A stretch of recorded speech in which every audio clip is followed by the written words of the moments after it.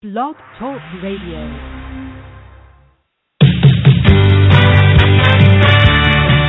You're listening to Talent Culture's T-Chat Radio. The World of Work is live now on the radio with Megan M. Biro and Kevin W. Grossman, because middle initials count. Come down, turn the radio on. Take my hand, turn the radio on. Come on, my favorite song, baby. Let's dance, turn the radio on. Welcome everybody out there in Talent Culture T-Chat Showland. It's another show today, and it is September 23rd, 1 p.m. Eastern if you're on the East Coast, and 10 a.m. Pacific if you're on the West, and then, of course, somewhere in the middle if you're in the middle. Another great show. With you, as always, is Kevin W. Grossman and, of course, the lovely and talented Megan M. Biro. Hello, Megan. What say you? Hello, Kevin. I'm over here live in Connecticut today, and enjoying some precious time with my family. I want to just send a special thank you to my friends out there, near and far, who have sent my dad well wishes. I think many of you know my dad is in the final stages of a long, long battle with Alzheimer's, and, just spending some quality time with him, enjoying the moments, and, heartfelt thank yous to everybody who's reached out. Life is going to go on, everybody, and it's all good, so thank you. On probably a brighter note in the world of Megan M. Biro, today, here at the Talent Culture T-Chat Show, we're podcasting about a topic called Millennials and workplace trends, which I know we can all have a smile or two about, and you say that topic. like it's a monster movie. You said that like it was a monster exactly. movie. It is a monster. Well, it's a monster topic. It is. It is. Monster. It's a monster topic and has been for quite a long time. So, I want to give a special thank you to our sponsors who make all of this possible. Dice, Jibe, TalentWise, IBM, Career Builder, People Fluent, who we are delighted to have somebody who's very talented from that team there with us today. Smart Search, Workable, iSIMS, and our social analytics partner, HR Marketer Insight. Also want to give a special shout-out to our friends over there at the Candidate Experience Awards. I know everyone's gearing up for that symposium. Wish I could be there live, but I know Kevin will be there, and wishing everybody the best on that. So, last week we talked a lot about candidate experience through the eyes of a job seeker. And this week we're going to be talking about workplace trends through the eyes of specifically millennials. So this should be kind of interesting, right? These kids today with their mobile devices and instant communication, this need for continuous feedback and the job hopping, my goodness. The fact is there's a lot of misconceptions about how the digital generation works. And I don't care if you're a millennial, you're a Gen Xer, you're a boomer, heck, you might even be a Gen Z, right? I'm kind of interested to talk about today, and I think our people that are with us here, we're kind of wondering what's motivating the digital generation. And specifically, we're going to talk millennials because that's where we have the most data from right now. Excited about it, actually. So People Fluent, they're actually a Massachusetts-based company with offices all around the world, the globe, the U.S. They're an HCM technology company, and they have just produced and published its first proprietary research project just on this topic of millennials. And it highlights workplace trends and how managers can use this information to better recruit, hire, engage, and motivate the now majority of the workplace and workforce, which is kind of interesting. So let's unfold this a little bit further today. If you're listening, and I sure hope you are, and you want to participate on the Twitter chat either during the podcast or for the T-Chat Twitter portion, do it. We're not stopping you. We welcome you. We love, to hear from all angles on this topic. So let's do this, don't you think? I think we should.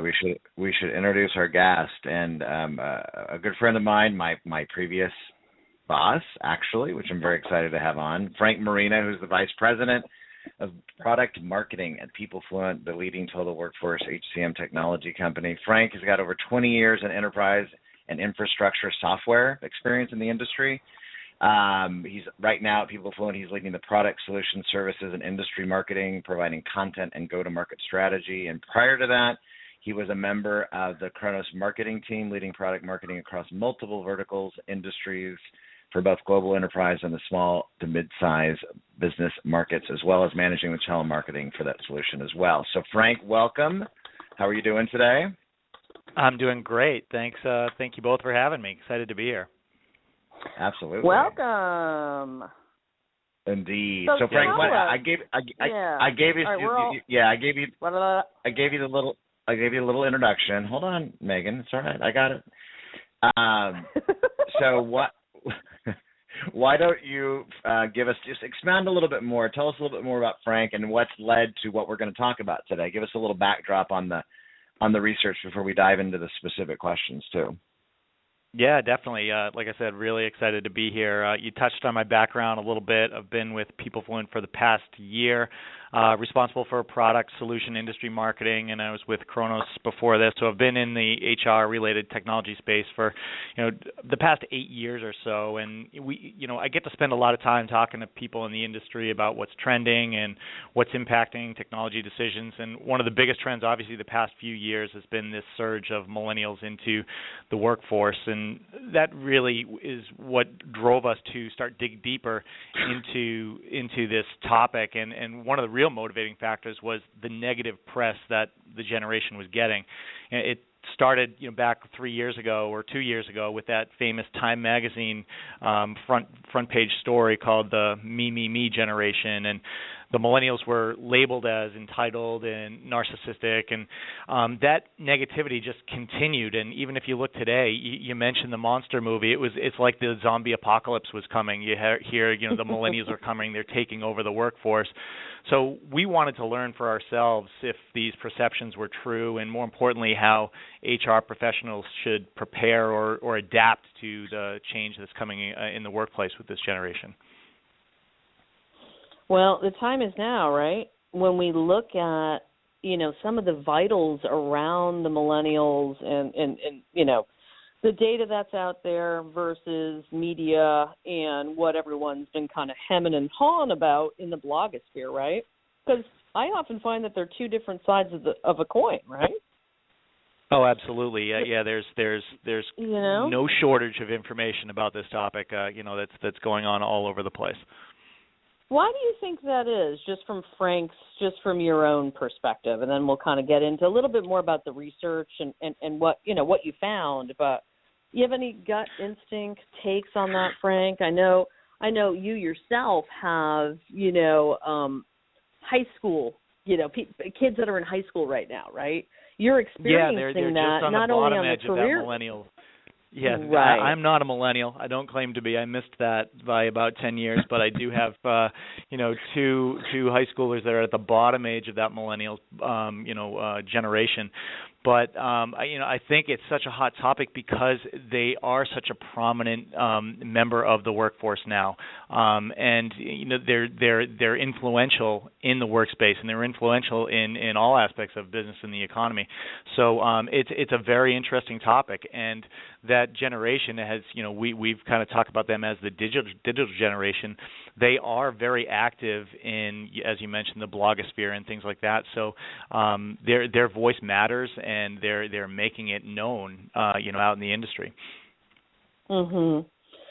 So give us a little bit more information about your research. How many respondents did you have? Is there some gender breakdown, educational breakdown, current work status, et cetera? Sure. Give us the goodies on who you studied and how that unfolded. Yeah, so we're really excited about the response that we got. It was primarily an online survey that we did, and we had over 940 respondents. 639 were between the ages of 18 and 35. So we had a good cross-section there. The gender breakdown was 58% female, 42% male. And 90% of them were working in the workforce, either full-time, part-time, or contingent. And the majority of them, 75%, had a bachelor's degree or higher. So, no surprises there. They're, highly educated, currently employed, and, anxious to have their voices be heard. So based on that, Frank, yeah, definitely. So it's interesting because I know just the last 2 years of the Talent Board Candy research, out of the Candy population, so 95,000 candidates that were surveyed last year, and this year is 130,000. 30%, it's about even, Stephen, for the past 2 years. 30% of that population is are millennials. So again, not necessarily indicative of the that representative of the total workforce, but again, that's a pretty big number as well. So based on that, what are some of the immediate takeaways then from your research specifically on millennials in the workplace today? Just some of the top level 1-2s. So we set out to see were we going to be mythbusters or not, right? And what we found is that some of the perceptions were true and some were surprisingly false. And there's definitely adjustments that companies will need to make, but a lot of those adjustments are predominantly positive. And I think there was 3 main takeaways that you'll see in the research report, and it had to focus on coaching, communication, and culture. And you mentioned earlier, the millennials want feedback. They want mentors. Yeah. They want to be developed. And this was this is a very motivating thing for them. Transparency was very prominent. They're very into open dialogue and collaboration, and around topics that were taboo in the past. So talking about compensation, in the workplace is very open, and you see a lot of applications, at sites like Glassdoor where you can get a lot of that information. So transparency is something that they embrace and they look for. And most importantly, the biggest thing, and probably the thing that would impact talent acquisition the most, is around culture. And what was really interesting is that culture is critical, but how they define culture is very different. Well, we're talking about something like 53.5 million of these here millennials, taking up the largest segment of the U.S. workforce, right? And the most interesting thing that and here's another thing. I think we're going to start seeing this whole, to your point about your kids in high school, I would probably argue that they're not millennials. They're Generation Z. They're on a whole nother generational track even. And, that 18 to 20-year-old may be completely different than those that are in their early 30s. Right. And then we have people who I know who were millennials 5 years ago, and now they're no longer. But my point is, right, because sometime soon some of these millennials are going to be like cresting 40, which is like so ridiculous. So I clearly think there's more definition that has to go on right now regarding, are you a millennial? Are you Gen Z? Are you Gen X? Does it really matter? Because my view of all of this, and we can talk a little bit more about this later, is that them is us. Actually, we're all kind of in this and collaborating to shape the future of work together, because it's kind of the new normal to get all buzzwords, wordy on everybody. I couldn't agree more.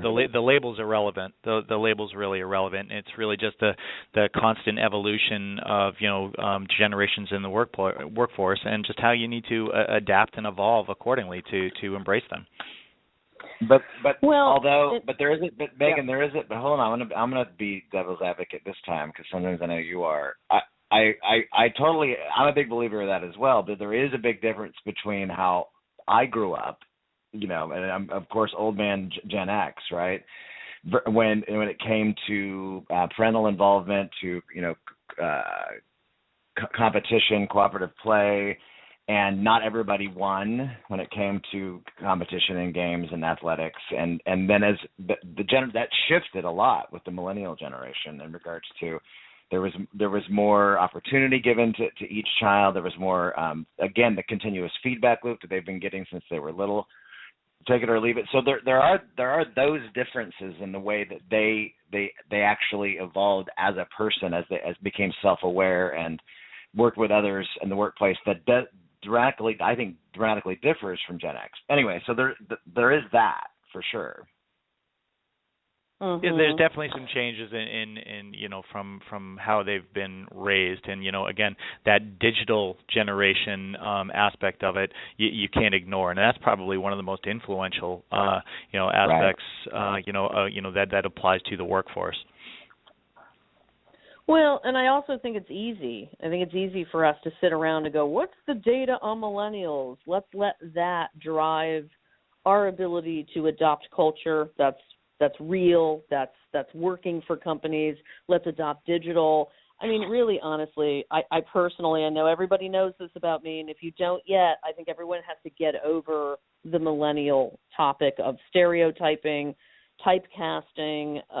I'm over it. I was over it probably 2-3 years ago. I think we're all in this together. The more we start to talk about who's adopting well to technology, I don't care if you're Gen Z, you're a millennial, you're a Gen X, or you're a boomer, it's really more of an adoption issue. Who's willing to kind of be digital in the here and now and change if we need to change culturally? And that's why I think conversations like this are so important, because we are now bringing in more data, because it's more relevant to brands now, because it's kind of becoming an overwhelming channel that we're all listening to, a continuous feedback loop, if you will, on we're here, we're now, we're talking, we're blogging, do something about it. I think a lot of this is reactionary, to be frank to you, Frank Moreno, but I'm glad we're talking about it, and I think we're 24/7, we're always on, we're always linked, and I think we're all millennials. And I think if you're not a millennial right now, you better start being a millennial tomorrow, because really, honestly, I don't think the title matters. I think what matters more is how are you changing with the times, And that's, I think it is what it is, right? Some brands are clearly doing a great job with this, and I mean but corporate brands and personal brands, and some people just haven't really, they haven't drank from that grape Kool-Aid that they find so fascinating. That's my take on all of this. Well, yeah, sure, absolutely. So let's jump back then to some of the insights, at least from that age group. We don't even have to call them millennials, right? So from that certain age group that's in the workplace today, Frank, what are some of the workplace motivators that are, when it comes to looking for a job and the leadership around them today, based on the research that you guys are releasing soon? Sure. So one of the biggest things is they're looking for something that's challenging. They're looking for a challenge. So challenging work is a big motivator when it comes to where they're employed or where they're considering being employed. A manager that communicates really well and is engaged. But I touched on earlier. Culture was the number one aspect, and I think that is a little bit different with this age group, because it's not about flexible hours. It's not about a cool office furniture. It's not about foosball tables.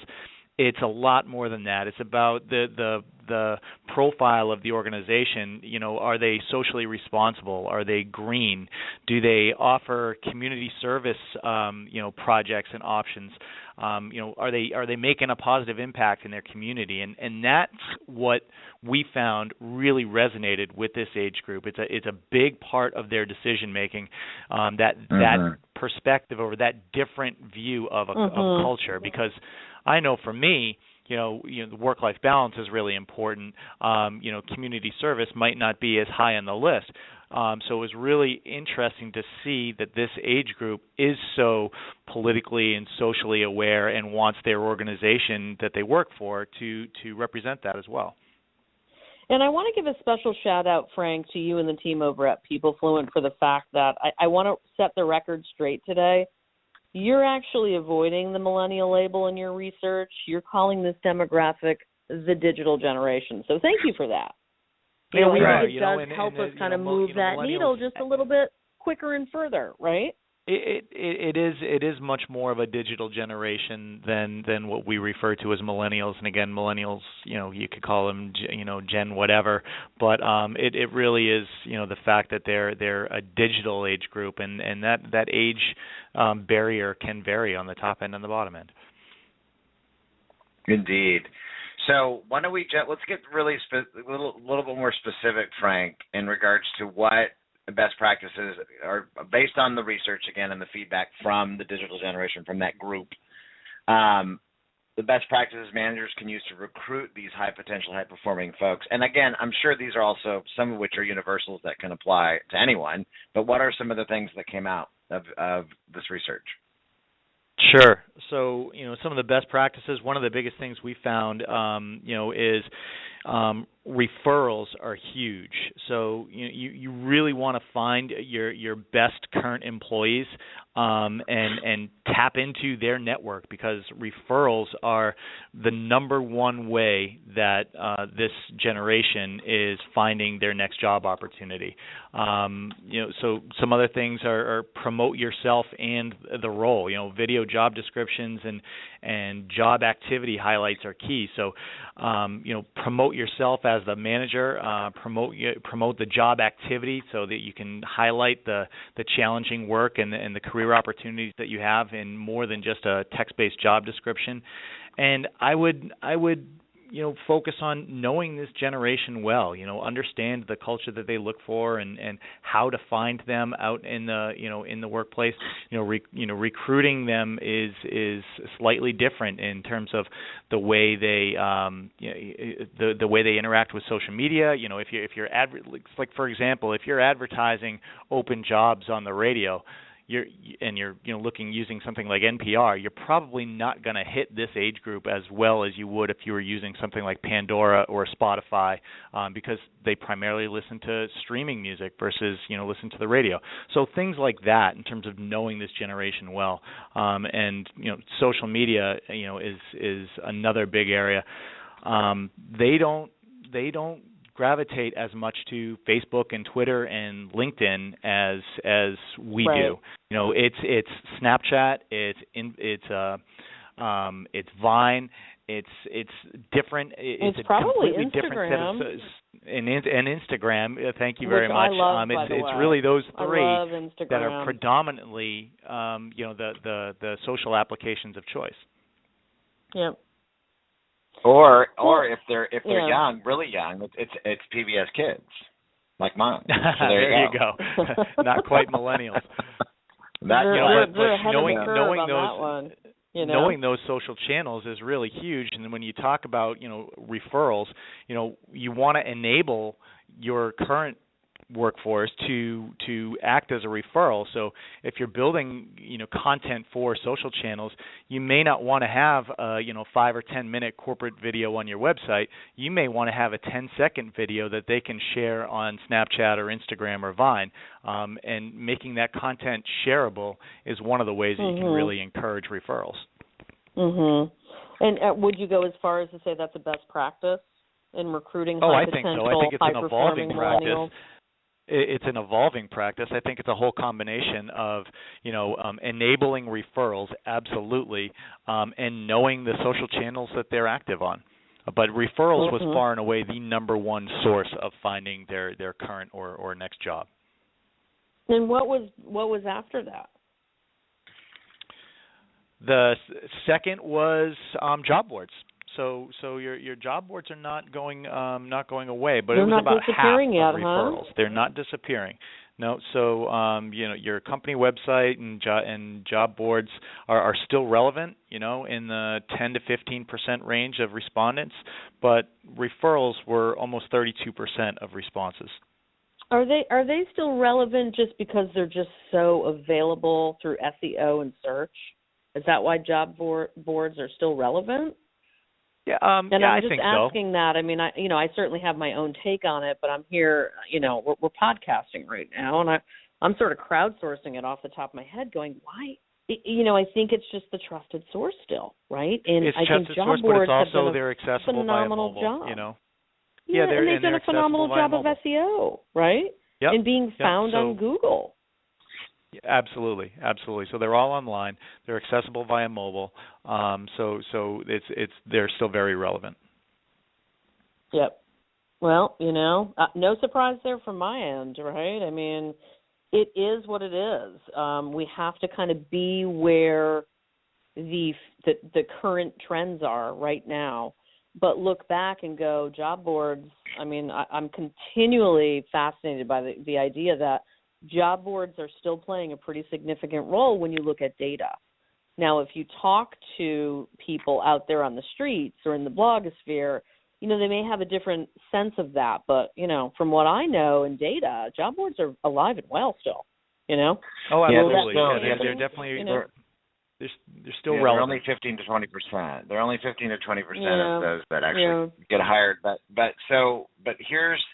But Frank, that's still significant. That's still there, right? Is, yeah. They're not gone. 70, correct. And 74.5% of Candy respondents, to kind of throw our research in there again, are doing their own job research. At least, and 50% of those are doing 2, 3, 4 plus hours of research on the employers that they're interested in. They're doing this all on their own.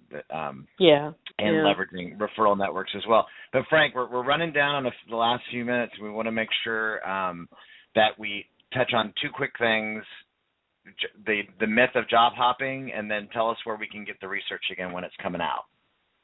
Yeah, so the myth of job hopping, I would say that it's yes and no around job hopping. 76% of the respondents said they were engaged at their current workforce, their current place of work, and that dispels a lot of myths out there, in and of itself. But 2/3 of the respondents also said they were still considering other job opportunities, and this, we think, ties a lot to their ambition and their desire to take on a leadership role. And that has been vetted out by other research in the past. The Hartford did a research study recently, and 75% roughly want to move into a leadership role. So while they're engaged and in many cases happy where they currently are, they're still considering job opportunities because they are very ambitious, and that's not necessarily a bad thing. You can embrace that with good career planning and with challenging work. And one of the interesting things was that while they're looking for other opportunities, one of the real positive things was the majority of them see their next job opportunity at their current employer. So there's a lot of interesting findings from the study. I just want to give a special shout out to people here that are on Twitter actively listening and tweeting the podcast. I want to give a shout out to @LifeGuidesMe saying, when they're doing 3 to 4 hours of research, what are they looking for? ? And I think that's a great takeaway from this conversation is we're kind of going to 2 more levels now going, okay, what are they actually searching for? If they're online, what are those keywords? So, I want to thank you, and I want to thank everybody on the Twitters for listening in and sharing their thoughts. We are going to take this party over to Twitter pretty soon. Thank you, Frank Moreno. Thank you, People Fluent, for being here today and for being an active sponsor of our community for many, many months. We appreciate you. Any closing thoughts for us, Frank, before we take this party on? Well, the report's going to be published on Monday next week, so everyone will be able to go to the People Fluent website and access the full report, and it's got some really rich information, and we're hoping that this is the first of many proprietary research projects to come, so stay tuned for more good stuff. Yeah, definitely. Thank you, Frank. Excellent. We'll see you on the Twitters. Thanks, Absolutely. Everybody. Thank you both. Let's keep this conversation alive. It's an important one. See ya.